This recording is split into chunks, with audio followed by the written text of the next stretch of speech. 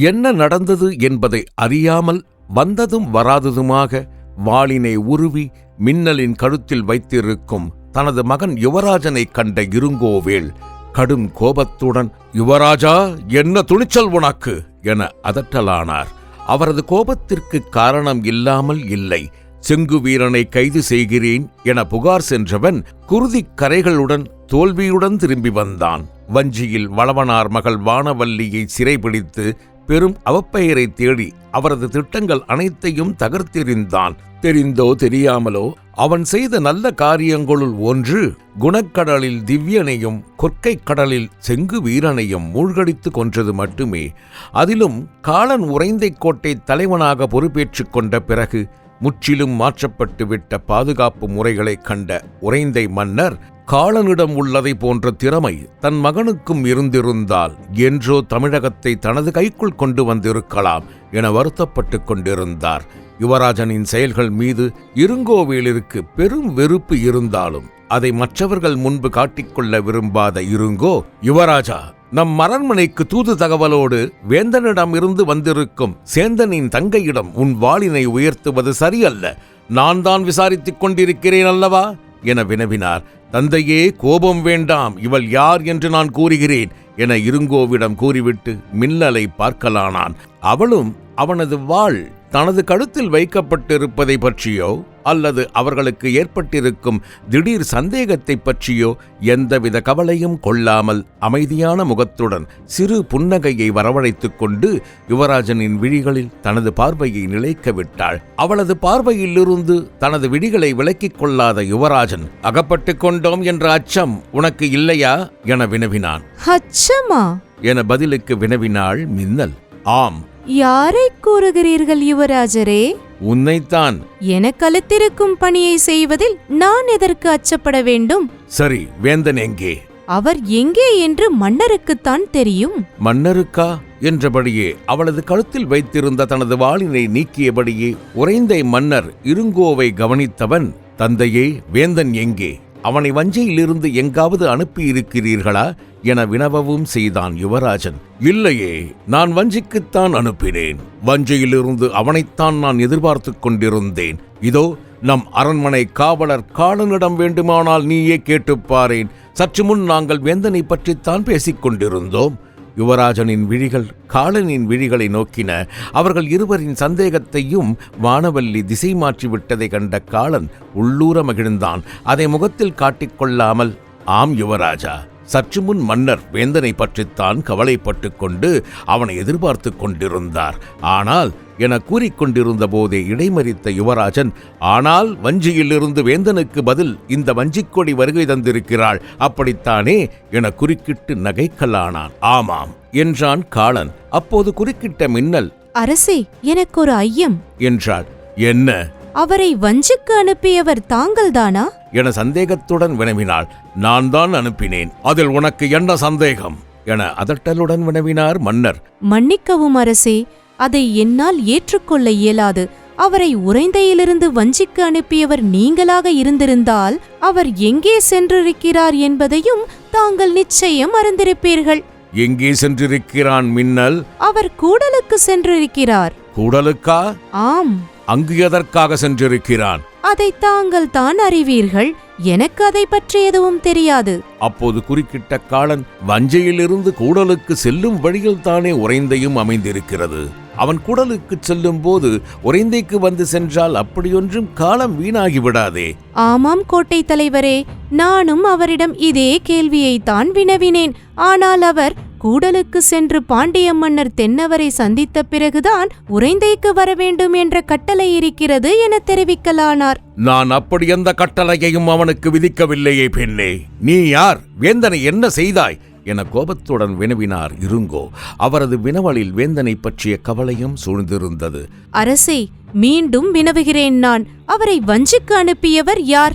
"எத்தனை முறை இதே கேள்வியை நீ கேட்பாய்?" வெகுண்டெழுந்தார் உறைந்தை மன்னர் இருங்கோவேல். "நான் எதிர்பார்க்கும் பதில் எனக்கு கிடைக்கும் வரை, அல்லது நான் தங்களது மலைநாட்டு விசுவாசி என்பதை தாங்கள் புரிந்து கொள்ளும் வரை." நிதானமாகவும் அதே சமயம் உறுதியாகவும் பதில் அளித்தாள் மின்னல். இருங்கோ அங்கு நின்ற மூவரையும் குழப்பத்துடன் பார்க்கலானார்.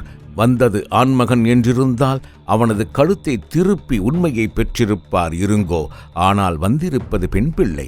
அதே சமயம் சேந்தனின் தங்கை என்று கூறியிருப்பதால் சற்று தயங்கவே செய்தார். அவரது முகத்தில் தோன்றியிருக்கும் குழப்பத்தை கவனித்த காளன், அரசே, வேந்தனை வஞ்சிக்கு செல்லும்படி பணித்ததும் ஓலை எழுதி கொடுத்ததும் வைதிகர்தானே. அவர் அவனுக்கு பிரத்யேக கட்டளை எதையாவது வழங்கியிருக்கலாம் அல்லவா என்றான். இருங்கோ காளனையும் மின்னலையும் மாறி மாறி பார்த்தார். அவர்களின் உரையாடலை அதுவரை அமைதியாக கேட்டுக்கொண்டிருந்த யுவராஜன், யார் அங்கே என அந்த ஆலோசனை கூடமே அதிரும்படி சற்று சத்தமாக அழைத்தான். உடனே 3 காவலர்கள் ஆலோசனை கூடத்திற்குள் ஓடி வந்து அவனுக்கு முன் பணியலானார்கள். அவர்களிடம், உடனே வைதிகரின் மாளிகைக்கு சென்று அவரை அழைத்து வாருங்கள் என கட்டளையிட்டான். கன நேரம் கூட தாமதிக்காமல் காவலர்கள் உடனே அங்கிருந்து கட்டளையை நிறைவேற்ற புறப்பட்டு செல்லலானார்கள். அரசே, வைதிகர் வருகை தரட்டும். அவரது கட்டளைக்கும் நான் கூறுவதற்கும் ஏதேனும் முரண்பாடு தோன்றினால் தாங்கள் எனக்கு எந்த தண்டனையையும் அளிக்கலாம். சிரம் தாழ்ந்து அதனை ஏற்றுக்கொள்ள சித்தமாக இருக்கிறேன். மலை நாட்டின் உயர்வே எனது உயர்வும் என பணிந்தாள் மின்னல். அங்கு சிறிது நேரம் பெரும் அமைதி நிலவியது.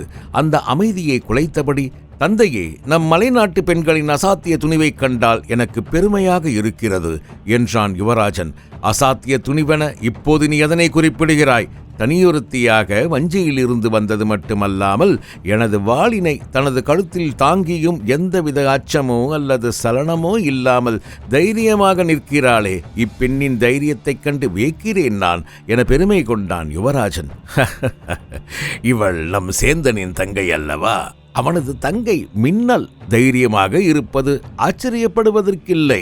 மாறாக இவள் தைரியம் இல்லாமல் இருந்தால்தான் நாம் ஆச்சரியப்பட வேண்டும் என சிரித்தபடியே தெரிவித்தான் காளன். சரியாக கூறியிருக்கிறாய் காளா.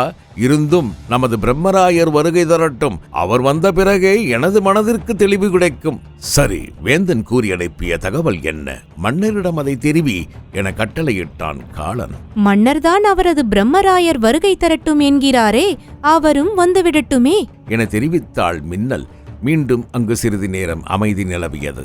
மீண்டும் அந்த அமைதியை குலைத்த யுவராஜன், வஞ்சியில் இதே போன்றதொரு சூழ்நிலையில் ஒருத்தியை சந்தித்திருக்கிறேன் காளா என்றான். வஞ்சியிலா என வினவினான் காளன். ஆம், யாரை குறிப்பிடுகிறீர்கள்? வானவல்லியைத்தான் குறிப்பிடுகிறேன். இப்போது எதற்கு அதனை நினைவுபடுத்திக் கொள்கிறாய் யுவராஜா? அவசியம் வந்திருக்கிறது. அவசியம் வந்துவிட்டதா? ஆம், அந்த அவசியம் என்ன என்பதை நாங்களும் அறிந்து கொள்ளலாமா? நிச்சயமாக என தெரிவித்த யுவராஜன் தனக்கு எதிரில் நின்ற மின்னலை பார்த்தபடியே, அன்று அப்பெண்ணை நான் சிறைப்பிடித்த போது அவளது முகத்தில் தோன்றியிருந்த பயத்தையும் அதிர்ச்சியையும் இப்போது என்னால் நினைவுபடுத்திக் கொள்ள முடிகிறது. ஆனால் எனது உறைவாளினை இவளது கழுத்தில் வைத்தும் எந்தவித சலனமும் இல்லாமல் நிற்கிறாளே, இந்த மின்னலின் தைரியத்திற்கு முன் அந்த வானவல்லியின் தைரியம் எம்மாத்திரம்? யார்? வளவனார் மகளையா குறிப்பிடுகிறாய்? ஆம், அவளைத்தான் குறிப்பிடுகிறேன். வளவனாருக்கு பிறந்திருக்கிறாள் என்பதற்காக அவளும் வளவனாரைப் போன்றே தைரியமாகவும் திறமையாகவும் இருக்க இயலுமாய் என்ன? தாங்கள் கூறுவதும் சிந்திக்கும்படிதான் இருக்கிறது என தனக்கு வலப்புறமாக நின்ற மின்னலை பார்த்தபடியே தெரிவித்தான் காளன். சிந்திக்கும்படி இருக்கிறதா என சற்று கோபத்துடன் வினவினான் யுவராஜன். ஆம், அப்படியெனில் நான் பொய் உரைக்கிறேன் என தாங்கள் எண்ணுகிறீர்களா தலைவரே? நிச்சயமாக இல்லை. தாங்கள் கூறுவது பொய் என கருத நான் யார்? தாங்கள் கூறும் அதே பெண்ணை நானும் புகார் சம்பாபதி வனத்தில் சந்தித்திருக்கிறேன். முன்பு நான் புகாரில் கல்வனாக சுற்றிய சமயத்தில் இரவு 2வது சாமம் அவளும் அவளது தோழியைத் தவிர யாரும் இல்லை. அவர்களுக்கு துணையாக வந்த காவலர்கள் அனைவரும் எனக்கு முன் மண்டியிட்டபடி உயிர்ப்பிச்சை வேண்டிக் கொண்டிருந்தார்கள். ஆனால் அந்த சூழ்நிலையிலும் அவள் என்ன செய்தாள் தெரியுமா? என்ன செய்தாள் காளா என ஆர்வத்துடன் வினவினார் குறுக்கிட்ட உறைந்தை மன்னர் இருங்கோ. அந்த சூழ்நிலையிலும் அவளுக்கு துணையாக வந்த காவல் வீரர்களால் செய்ய இயலாததை அவள் செய்தாள் என கூறியபடியே தனது வலது தோளில் ஏற்பட்டிருந்த தழும்பினை அவர்களிடம் காட்டினான் காளன். நல்ல வேளை, எதேச்சையாக திரும்பிக் கொண்டேன். இல்லையெனில் நானும் அங்கு அவளது குறுவாளினால் மடிந்திருப்பேன் என கூறிக்கொண்டிருந்த போதே இடைமறித்த யுவராஜன், நானும் என்றால் என வாக்கியத்தை முடிக்காமல் எச்சமாக வினவினான். அவளது குறுவாளினால் வைதீகரின் மகனும் எனது ஆருயிர் நண்பனுமான அக்னிபுத்திரன் அவ்விடத்திலேயே இறந்து போனான். சிந்திக்கவோ அல்லது தப்பிக்கவோ கன நேரத்தையும் அவள் வழங்கி இருக்கவில்லை. கன நேரத்தில் அவளிடமிருந்து வெளிப்பட்ட இரு குறு வாள்களில் ஒன்று அவனது உயிரை பறித்து விட்டது. திறமை மிகுந்த தைரியமான வளவனாரின் மகள் தங்களைக் கண்டு அச்சப்பட்டாள் என்றால் தங்களது வீரம் நிச்சயம் போற்றப்பட வேண்டியதுதான் என யுவராஜனை புகழ்வதைப் போன்று இகழ்ந்தான் காளன். சரி, எதற்காக நீ சம்பந்தமே இல்லாமல் வந்ததுமே உன் உறைவாளை உருவி இவளது கழுத்தில் வைத்தாய் என வினவினார் மன்னர். இப்பெண் நிச்சயம் வேந்தனால் அனுப்பப்பட்டவளா இல்லையா என்பதை சோதிக்கத்தான் அப்படி செய்தேன் தந்தையே என இருங்கோவிடம் கூறியவன் அவனுக்கு முன்பு நின்ற மின்னலை நோக்கி, எனது செயலுக்கு நான் வருந்துகிறேன், என்னை மன்னித்துவிடு என வேண்டினான் யுவராஜன். யுவராஜரே, தங்களது நாட்டில் வசிக்கும் குடிமகள் நான். தங்களது செயல்கள் அனைத்தும் மலைநாட்டின் மேன்மையை ஒட்டியே இருக்கும். கோன் உயர்ந்தால்தானே குடிகளாலும் உயர இயலும். தங்களது பாதுகாப்பு நிலைத்தன்மையுடன் இருந்தால்தானே எங்களுக்கும் பாதுகாப்பு. இந்த சிறு செயலுக்காக தாங்கள் மன்னிப்பை கோர வேண்டிய அவசியமில்லை. எனக்கு மகிழ்ச்சிதான், எந்த வருத்தமும் இல்லை என புன்னகையுடன் தெரிவித்தாள் மின்னல். அப்போது அந்த அறைக்குள் நுழைந்த வைதீகர், இவள் கூறுவதில் எந்த பிழையும் இல்லை யுவராஜா, சரியாக தான் கூறுகிறாள் என அவனிடம் தெரிவித்தவர், இவள் யார்? இந்த வேளையில் இங்கு என்ன செய்து கொண்டிருக்கிறாள் என வினவினார் தனது வழுக்கை தலையை தடவிக்கொண்டே. அவரது திடீர் வரவைக் கண்டு அனைவரும் திகைக்க இருங்கோவை நோக்கி, அரசே, தாங்கள் என்னை அழைத்தீர்கள் என்று காவலன் தெரிவித்தான். இதேனும் அவசர பணியா என வினவினார். ஆம் பிரம்மராயரே, அவசரம்தான். அழிவுச் செய்தியை தாங்கி வந்திருக்கிறாள் இப்பெண். ஆனால் அந்த அழிவு செய்தி சோழ நாட்டினுடையதா அல்லது இவளுடையதா என்பதை தாங்கள் தான் தீர்மானிக்க வேண்டும் என குறுக்கிட்டு இருங்கோவிற்கு பதில் வைதீகரிடம் தெரிவித்தான் யுவராஜன். வைதீகர் அவருக்கு முன்பு நின்ற மின்னலை சந்தேகத்துடன் ஆழ்ந்து பார்க்கலானார். நம்மையும் மீறி ஏதோ ஒன்று இங்கு நடக்கப் போகிறது என உணர்ந்த வானவல்லி முகத்தில் எந்தவித உணர்ச்சிகளையும் காட்டிக்கொள்ளாமல் வைதீகரின் விழிகளை முதலில் பார்த்தவள். பிறகு அவரது பார்வையிலிருந்து தனது விழிகளை விலக்கி தரையை பார்த்தபடி குனிந்து கொண்டாள். வைதீகரின் முகத்தில் சிறு புன்முறுவல் ஒன்று தோன்றி மறைந்தது. அந்த புன்முறுவலுக்குள் மறைந்திருந்த எச்சரிக்கையையும் காளன் கவனிக்கத் தவறவில்லை. அடக்கத்துடனும் அதே சமயம் பணிவுடனும் நின்று கொண்டிருந்த மின்னலை பார்த்தபடியே வைதீகர் உறைந்தை மன்னர் இருங்கோவிடம், ஆம் அரசே, இவள் கூறுவது முற்றிலும் உண்மையே.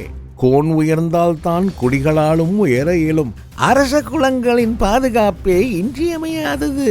அவர்களின் நிலைத்தன்மையினால்தான் நாட்டில் அமைதியையும் செழிப்பையும் அளிக்க இயலும். அரச குலங்களின் பாதுகாப்பு சம்பந்தப்பட்ட நிகழ்வுகளில் பொதுமக்கள் சிறு சிறு எடுபிடிகளை பொறுத்து கொண்டுதான் ஆக வேண்டும் என்பதை இந்த சிறு வயதிலேயே அறிந்து வைத்திருக்கிற இவளது அரசியல் ஞானம் என்னை ஆச்சரியத்தில் ஆழ்த்துகிறது என கூறியவர் பிறகு, இப்பெண் யார் அரசே? பொழுது கடந்த முதல் சாம இரவில் இவளுக்கு இங்கு என்ன பணி என வினவவும் செய்தார். வேந்தன் என எதையோ கூற வாய்த்திருந்தார் உறைந்தை மன்னர் இருங்கோ.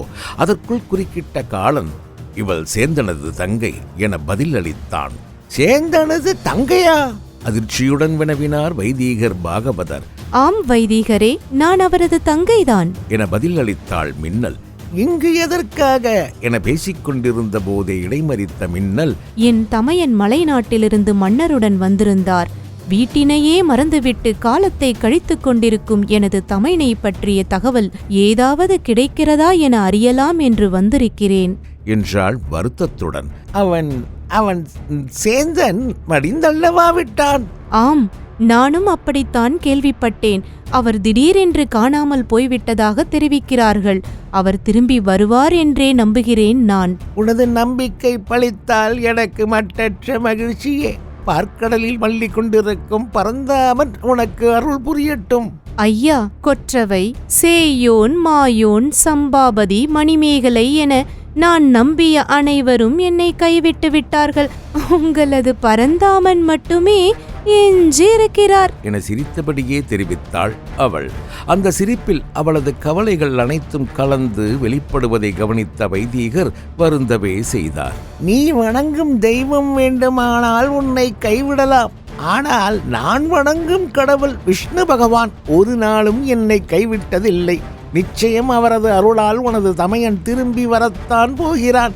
நீ கவலையுற வேண்டாம் என கூறியவர் ஆசி வழங்கவும் செய்தார். தாங்கள் கூறுவது மட்டும் பலித்துவிட்டால் உங்களது விஷ்ணு பகவானுக்கு கெடா வெட்டி பூசணையிடுகிறேன் வைதீகரே. என்னால் புரவியெல்லாம் பலியிட இயலாது.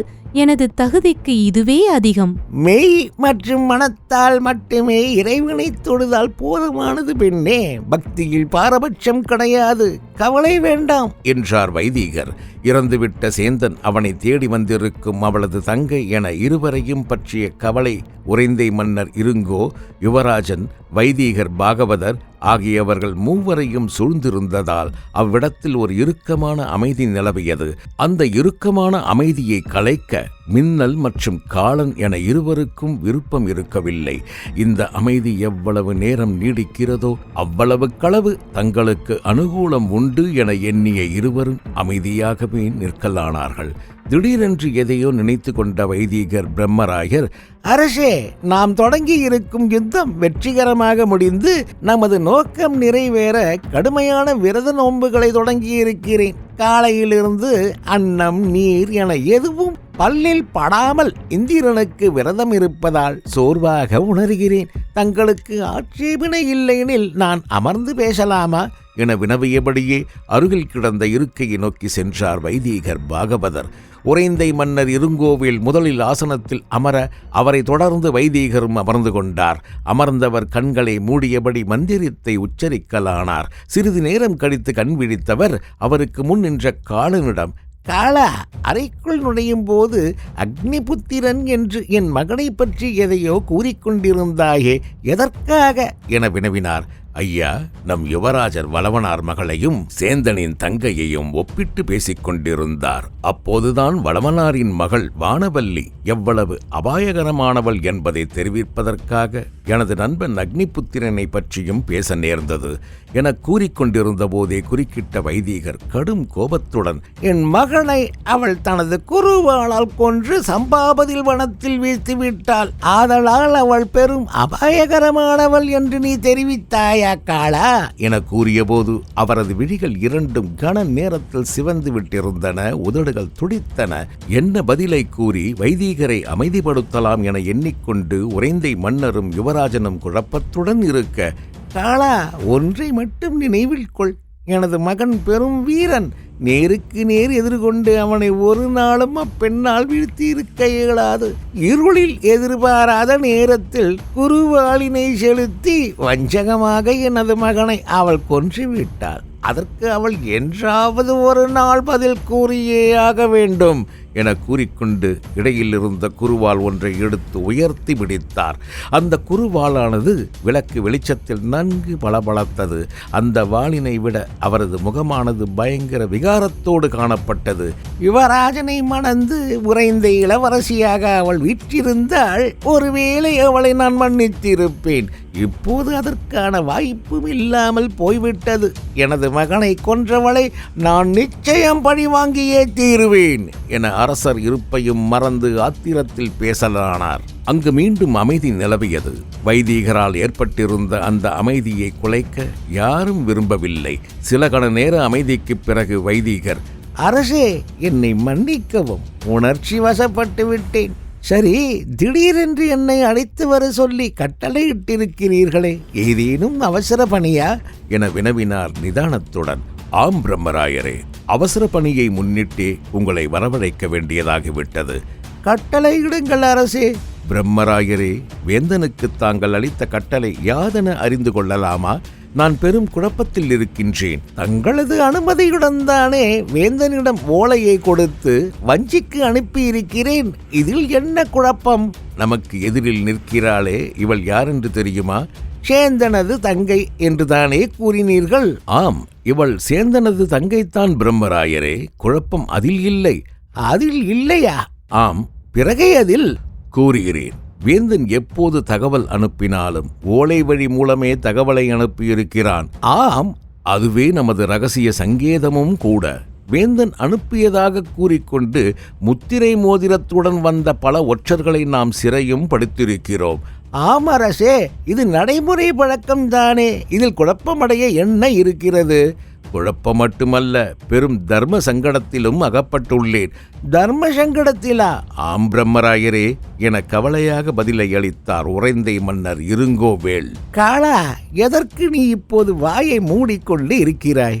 மன்னர் தான் குழப்பத்திலும் கவலைகளும் இருக்கிறாரே, நீயாவது உள்ளதை உள்ளபடி கூறலாம் அல்லவா?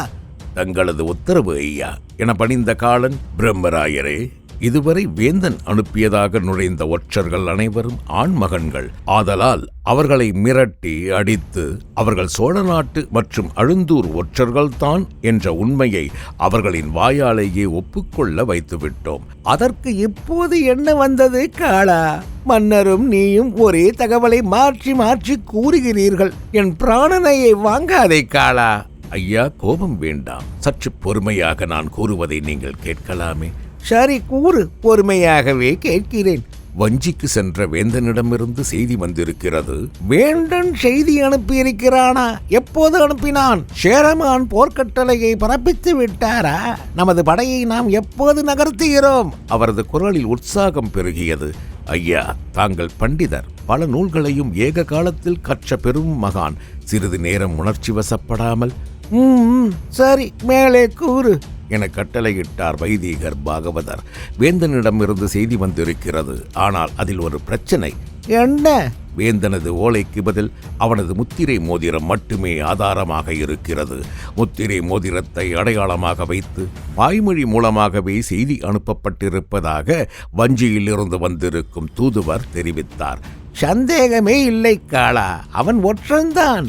அவனது கழுத்தினை திருகி உண்மையை பெற்றுவிடலாம். ஆனால் அது ஒரு பெண் என்றால் என்ன? வஞ்சியிலிருந்து?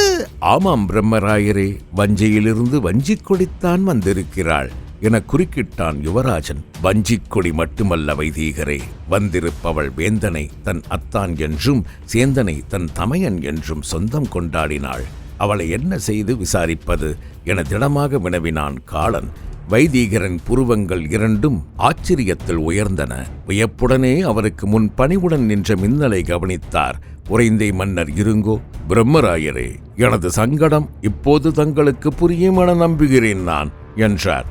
இப்போது புரிகிறது அரசே என கூறியவர் மின்னலிடம் எதையோ கேட்க வாயெடுத்தார். ஆனால் அதற்குள் முந்திக் கொண்ட மின்னல், வைதீகரே, அவரை வஞ்சிக்கு அனுப்பியது தாங்களாக இருந்தால் அவருக்கு ரகசியமாக கட்டளையிட்ட தகவல்கள் உங்களை தவிர வேறு எவருக்கும் தெரிய வாய்ப்பில்லை. அவர் வஞ்சியிலிருந்து உறைந்தைக்கு திரும்பாமல் எங்கே சென்றிருக்கிறார் என்பதை நான் கூறுகிறேன். அது உண்மை என தாங்கள் நம்பினால் மேற்கொண்டு அவர் தெரிவித்த தகவல்களை நான் கூறுகிறேன். இல்லையேல் தாராளமாக என்னை தாங்கள் சிறையில் அடைக்க உத்தரவிடலாம். அவர் திரும்பி வந்து என்னை சிறை மீட்டுக் கொள்ளட்டும். அதுவரை நான் என் காலத்தை சிறையிலேயே கழிக்க சித்தமாக இருக்கிறேன். சரி, வேந்தன் எங்கு சென்றிருக்கிறான்? முத்திரை மோதிரத்தை என்னிடம் அளிக்கும் முன் வஞ்சியிலிருந்து நேராக கூடலுக்கு செல்லத்தான் தனக்கு கட்டளை என தெரிவித்தார் அவர் கூடலுக்கு பயணத்தை தொடங்கிவிட்டார். ஆனால் மன்னர் என்னை சந்தேகம் கொள்கிறார் என வருந்தியபடியே தெரிவித்தாள் அவள். அரசே, இவள் கூறுவது முற்றிலும் உண்மையே. நான் வேந்தனிடம் கண்டிப்பாக கட்டளையிட்டிருந்தேன். சேரமான் பெருஞ்சேரலாதனின் கட்டளையோடு பாண்டிய மன்னர் தென்னவரையும் சந்தித்துவிட்டு தகவல் பெற்று வா என்று. அதைத்தான் அவன் செய்திருக்கிறான். பிரம்மராயரே, ஆனால் அவன் ஓலை இல்லாமல் இப்பெண்ணை அனுப்பியிருக்க மாட்டானே. அரசே, தங்களது ஊழியர் என்னிடம் கூடல் செல்லும் தகவலை தெரிவித்து அவரது முத்திரை மோதிரத்தையும் அளித்திருக்காவிட்டால் அவரது ரகசிய தகவல்களை நான் எப்படி அறிவேன்? சற்று மாறுபட்ட கோணத்தில் சிந்தித்து பாருங்களேன். எதையோ அறிந்துவிட்ட நினைப்பில் காளன் அரசே என உற்சாகத்துடன் அழைக்கலானான். என்ன காளா? அதிகாரத்துடன் சொற்கள் வெளிவந்தது உறைந்தை மன்னர் இருங்கோவிடமிருந்து. அரசே, எனக்கு ஒரு யோசனை. தாங்கள் அனுமதி அளிக்கும் பட்சத்தில் அதை தெரிவிக்க சித்தமாக இருக்கிறேன். தயக்கம் எதற்கு? உடனே தெரிவி. அரசே, இவள் வேந்தனின் முறைப்பெண், அதுவும் சேந்தனது தங்கை. அவனுக்கு மிகவும் நம்பிக்கையான பெண் என்பதற்காக நமது அடையாளத்திற்கு மட்டும் முத்திரை மோதிரம் ஒன்றை அளித்து தகவலை பரிமாற்றி இருக்கலாம் அல்லவா? ஓலையை எழுதி எதற்கு நேரத்தை போக்க வேண்டும் என்ற எண்ணத்திலும் அவன் அவசரத்தில் செயல்பட்டிருக்கலாமே. அரசே, காலன் கூறுவதை போன்றுதான் நடந்திருக்க வேண்டும். வேந்தன் கூறாமல் அவன் வஞ்சிக்கு சென்றிருக்கும் தகவலை இவள் எப்படி அறிவாள் என தெரிவித்தார் வைதீகர் பாகவதர். சரி பிரம்மராயரே, ஒரு வழியாக சமாதானம் அடைந்தார் இருங்கோவேள். மின்னல், வேந்தன் உன்னிடம் தெரிவித்த தகவல் யாது? உடனே மன்னருக்கு தெரிவி என கட்டளையிட்டான் காளன். இருக்கையில் அமர்ந்திருந்த உறைந்தை மன்னர் இருங்கோ மற்றும் வைதீகர் பாகவதர் ஆகிய இருவரின் முகங்களையும் மாறி மாறி தயக்கத்துடன் பார்த்தாள் மின்னல். அதை கண்ட யுவராஜன், வந்த பணியை நீ இனிதே நிறைவேற்றலாம் என கட்டளையிடலானான். அப்படியே ஆகட்டும் என கூறியவள் பிறகு மூச்சினை நன்கு இழுத்துக்கொண்டு, சேர நாட்டின் வடக்கு எல்லையில் துளுவர்களின் தாக்குதல்கள் சமீப காலங்களில் அதிகரித்த வண்ணம் இருக்கிறதாம். சோழ நாட்டை நிர்மூலப்படுத்தும் முன் சேர நாட்டின் பாதுகாப்பில் கவனம் செலுத்த விழைகிறார் சேரமான் பெருஞ்சேரலாதன். மேலும் சோழ நாட்டின் அழிவானது தனது தலைமையிலான படையின் மூலமே நடைபெற வேண்டும் என்பது அவரது விருப்பம். ஆதலால் அவரது கட்டளை வரும் வரை உறைந்தையில் பாசறை அமைத்து தங்கியிருக்கும் மலைநாட்டு மற்றும் உறைந்தை படையை நகர்த்தக்கூடாது என்பது அவரது ஆணை.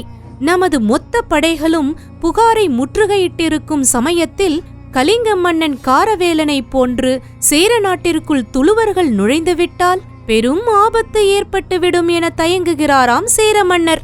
ஆதலால் சிறிது காலம் பொறுத்திருக்க வேண்டியது அவசியம். அவரது கட்டளை இல்லாமல் துரும்பை கூட அசைக்க வேண்டாம் என்பது அவரது ஆணையாம்.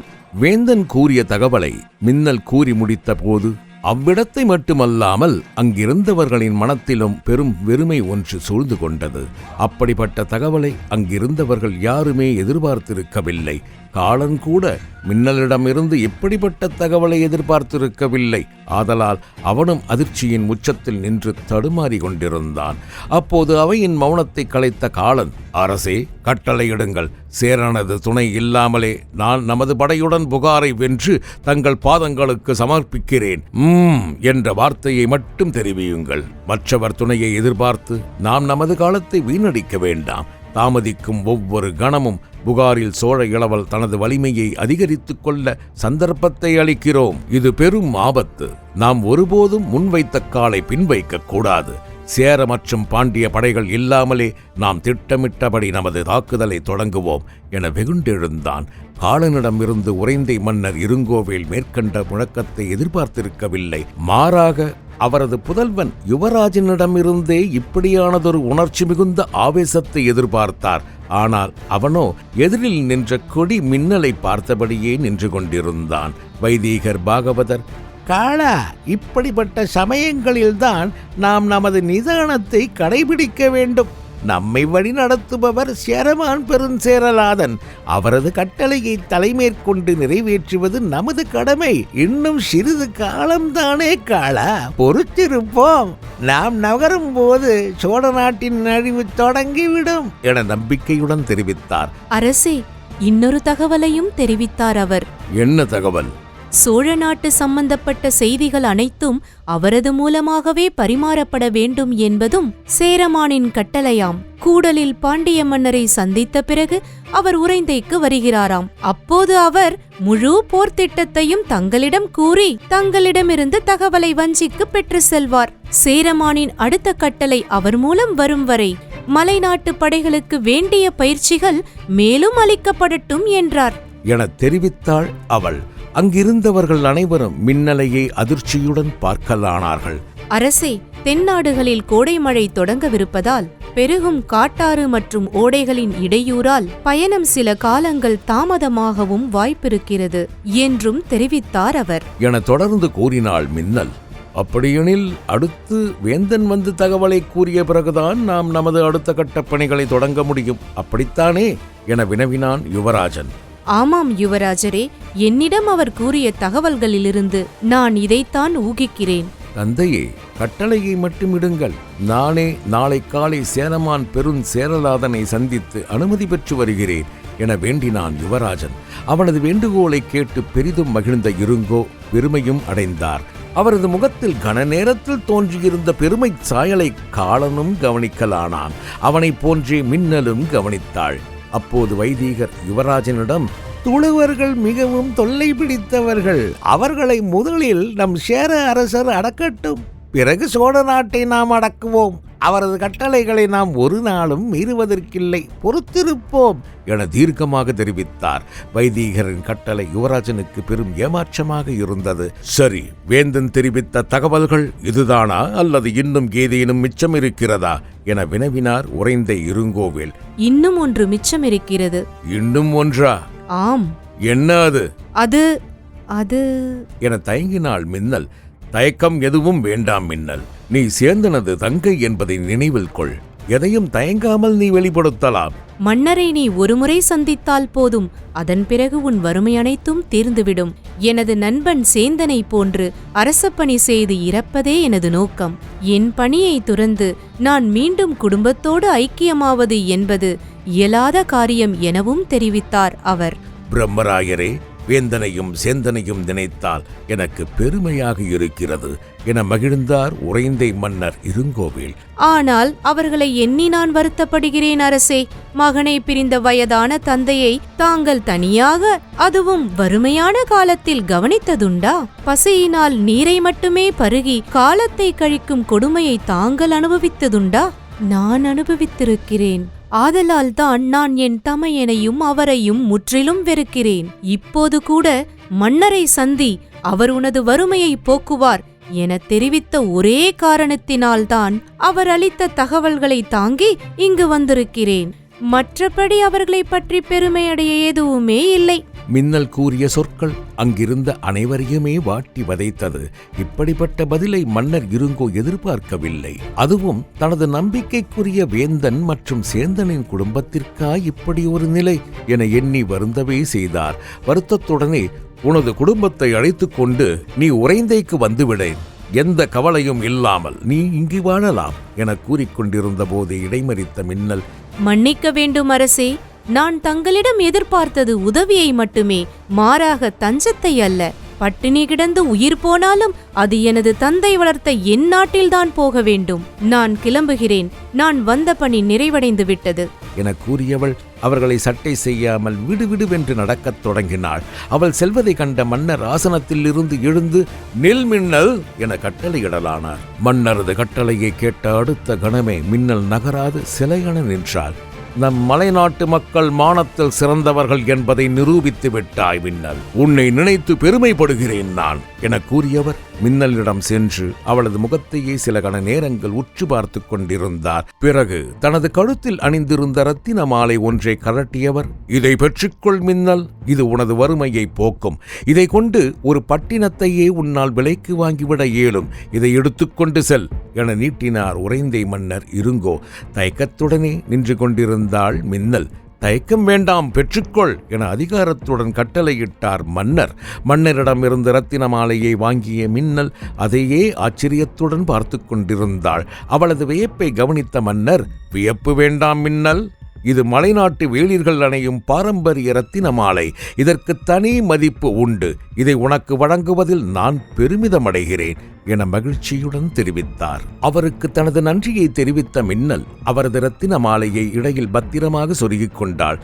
அப்போது வைதீகர் அவளிடம், உனக்கு மனமாகி விட்டதா என வினவினார் ஆவலில். இல்லை ஐயா என நாணத்துடன் தெரிவித்தாள் மின்னல். உன் வறுமை இனி நீடிக்காது என்று நம்புகிறேன் நான். உனக்கு தகுந்த ஆடவன் ஒருவனை கொடுனனாக்கிக் கொண்டு மகிழ்ச்சியுடன் இல்லற நெறியுடன் வாழ்வாயாக என மனமு வந்து வாழ்த்தினார் வைதீகர் பாகவதர். தங்களது வாழ்த்து பலிக்கட்டும் பிரம்மராயரே. என்னை வாட்போரில் வெல்லும் ஆடவனை நான் விரைவில் கண்டறிய வேண்டும் என தாங்கள் என்னை வாழ்த்துங்கள் என பணிந்தாள் மின்னல். அவள் கூறியதை கேட்ட வைதீகர் குழப்பத்துடன், உனது திருமணத்திற்கும் வாட்போருக்கும் என்ன தொடர்பு புரியவில்லையே என்றார். என்னை வாட்போரில் எவர் தோற்கடிக்கிறாரோ அவரையே நான் எனது கொழுனனாக்கிக் கொள்ள வேண்டும் எனும் தீர்மானத்துடன் இருக்கிறேன். அப்படிப்பட்டவரை இதுவரை நான் சந்தித்ததில்லை.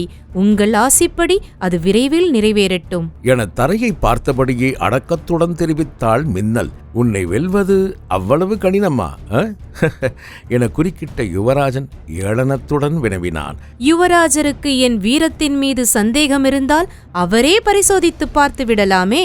என அவனது விழிகளில் தனது பார்வையை நிலைநாட்டியபடியே தெரிவித்தாள். யுவராஜன் எந்த பதிலையும் கூறாமல் நிற்க திரும்பிய மின்னல் அங்கிருந்து வெளியேற ஆயத்தமானாள். அப்போது உரையிலிருந்து வாள் அதிவேகமாக உருவப்படும் சத்தத்தையும் அதே நேரம் அவளுக்கு முன் விழுந்த யுவராஜனின் நிழலிலிருந்து அவனது வாளின் நிலையையும் கண்டு சுதாரித்த மின்னல் சட்டென்று திரும்பி அருகில் நின்று கொண்டிருந்த காலனின் இடையில் வைத்திருந்த குறுவாளினை பிடுங்கியவள் யுவராஜனின் வாளினை அந்தரத்திலேயே தடுத்து நிறுத்தினாள்.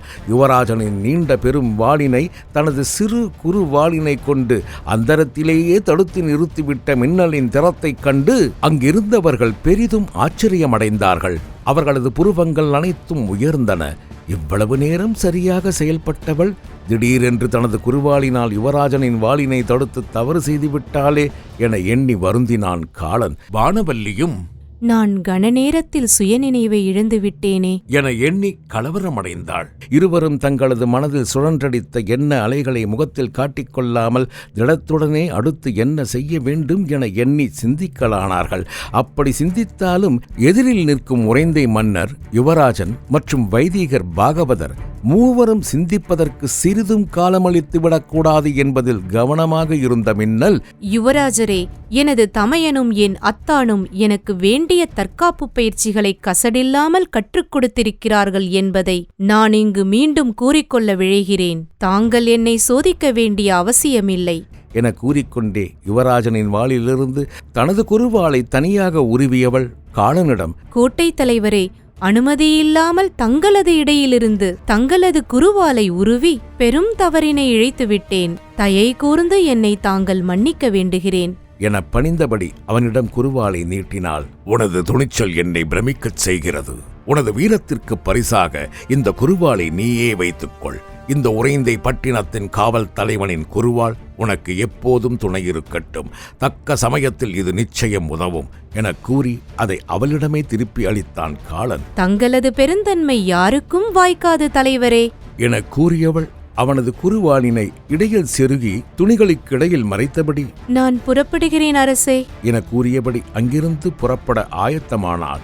இந்த இரவில் எங்கே தனியாக செல்லப் போகிறாய்? அக்கறையுடன் வினவினார் உறைந்தை மன்னர் இருங்கோ.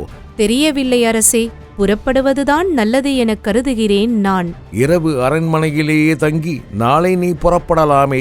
மலைநாட்டிற்கு செல்ல வேண்டிய அனைத்து ஏற்பாடுகளையும் நானே முன்னின்று கவனிக்கிறேனே. தங்களுக்கு நான் எந்த சிரமத்தையும் அளிக்க விரும்பவில்லை. என் மன ஓட்டத்தை அறிந்து கொண்டு நடக்கும் புரவியும் கோட்டை காவல் தலைவர் அளித்த குருவாலும் எனக்கு துணையாக இருக்க நான் எதற்கு அஞ்ச வேண்டும்? உனது தைரியத்தை தான் சற்று முன் நானே நேரில் கண்டேனே மின்னல். அரண்மனைக்கு வந்துவிட்டு இரவில் திரும்புவதை ஆட்சேபிக்கிறேன் நான். வஞ்சியில் வயதான எனது தந்தையை விட்டுவிட்டு வந்திருக்கிறேன். அவரது நிலை அங்கு எப்படி இருக்கிறது என்று எனக்கு தெரியவில்லை. காலையில் நான் வஞ்சியில் இருக்க வேண்டும். ஆதலால் நான் இப்போதே இங்கிருந்து புறப்படுகிறேன். என்னால் அனுமதிக்க இயலாது. அதிகாலையில் நீ புறப்படலாம் என கண்டிப்பாக தெரிவித்தார் உறைந்தை மன்னர் இருங்கோவேல். மின்னல் தயங்கியபடியே நிற்கலானாள். அப்போது குறுக்கிட்ட காலன், அரசே, எனக்கு ஒரு யோசனை என்றான். அங்கிருந்தவர்கள் அனைவரும் அவனது முகத்தை திரும்பி ஒரே நேரத்தில் பார்க்கலானார்கள். தாங்கள் அனுமதி அளித்து மின்னலும் சம்மதிக்கும் பட்சத்தில் இவள் எனது மாளிகையிலேயே எனது காதல் மனைவியுடன் இரவினை கழித்து கருக்கல் பொழுதில் இவளது விருப்பப்படி புறப்படட்டுமே. இரவு காவலை கண்காணிக்க அரண்மனையிலேயே தங்கிவிடுவதால் என் காதலி அங்கு தனிமையில்தான் இருக்கிறாள். இன்றிரவு இவள் என் காதலிக்கு துணையாக இருக்கட்டுமே. மின்னலுக்கு இருக்கும் தைரியத்தில் என் துணைவிக்கு துளி அளவு கூட இல்லை. நேற்று கதவிடுக்கில் மறைந்து சிறு சத்தம் எழுப்பி விளையாடினேன். அதிர்ச்சியில் வியர்த்து மயங்கிவிட்டாள். மின்னலை பார்க்கும்போது எனக்கு இப்படி ஒரு தங்கை இல்லையே என்ற ஏக்கம் மேலிடுகிறது. இரவு என் மாளிகையிலேயே தங்க வைத்து அனுப்பி வைக்கிறேனே, அவளுக்கும் துணையாக இருக்கும் அல்லவா? அவன் கூறியதை கேட்டதும் மின்னல் உட்பட வைதீகர், இருங்கோ, யுவராஜன் என அனைவரும் வியப்புடன் அவனை நோக்கலானார்கள். வைதீகர், காளா, உனக்கு மனமாகி விட்டதா? ஏன் இதுவரை எங்களுக்கு நீ தெரிவிக்கவில்லை என சத்தமாக வினவலானார். ஐயா, அது முறைப்படி நடைபெற்ற திருமணம் அல்ல. உகாரில் சம்பாபதி வனத்தில் ஒரு முறை அவளை நான் கல்வனாக இடைமறித்தேன். பிறகு அவளை இன்னொரு முறையும் சந்திக்கும் வாய்ப்பு கிடைத்தது. அதுவும் தனிமையில் இருவரும் காதல் கொண்டோம். காந்தர்வ முறையில் மணம் செய்து கொண்டோம். என்னுடனே அவள் உடன்போக்கு மேற்கொண்டு வந்து விட்டாள். உங்களுக்கு அறிமுகப்படுத்த தக்க சமயம் கிடைக்கவில்லை என பணிவுடன் தெரிவித்தான் காளன். சரி காளா, மின்னல் சம்மதித்தால் நீ உன்னுடன் கூட்டிச் செல்லலாம், பாதுகாப்பான இடமும் கூட என்றார் உறைந்தை மன்னர் இருங்கோவேல். அதை ஆமோதித்தனர் வைதீகரும் யுவராஜனும். அரசர் கூறுவதை நான் மறுப்பதற்கில்லை. இன்றிரவு கோட்டை காவல் தலைவரின் மாளிகையிலேயே தங்கி காலையில் நான் புறப்பட்டு விடுகிறேன் அரசே என கூறியவள் காளனை நோக்கி, என்னை தாங்கள் தங்கையாக ஏற்றுக்கொண்டதை நான் மிகவும் கௌரவமாக நினைக்கிறேன். நிச்சயம் உங்கள் காதலியின் திடீர் மயக்கத்திற்கான காரணத்தை கண்டறிந்து தெரிவிக்கிறேன். எனக்கு சிறிது மருத்துவமும் தெரியும். நாம் புறப்படலாமா என கேட்டாள் மின்னல். மன்னர் அனுமதி அளித்தால் நாம் புறப்படலாம் என்றான் காளன். சரி காளா, நீங்கள் இருவரும் புறப்படுங்கள். பட்டின காவலில் கவனமாக இரு. தங்கள் உத்தரவு அரசே என கூறிய காளன் மின்னலை அழைத்துக் கொண்டு தனது மாளிகையை நோக்கி நடக்கலானான். உறைந்தை மன்னர் இருங்கோ, யுவராஜன், வைதீகர் ஆகிய மூவரும் மின்னலை எண்ணி பெருமையாகவும் அதே நேரம் வருத்தமாகவும் செல்லும் இருவரையுமே பார்த்து கொண்டு நின்றார்கள். பிறகு வேந்தனிடமிருந்து மின்னல் கொண்டு வந்த செய்தி, அடுத்து செய்ய வேண்டிய பணி என தங்களது ஆலோசனையை தொடங்கலானார்கள் மூவரும்.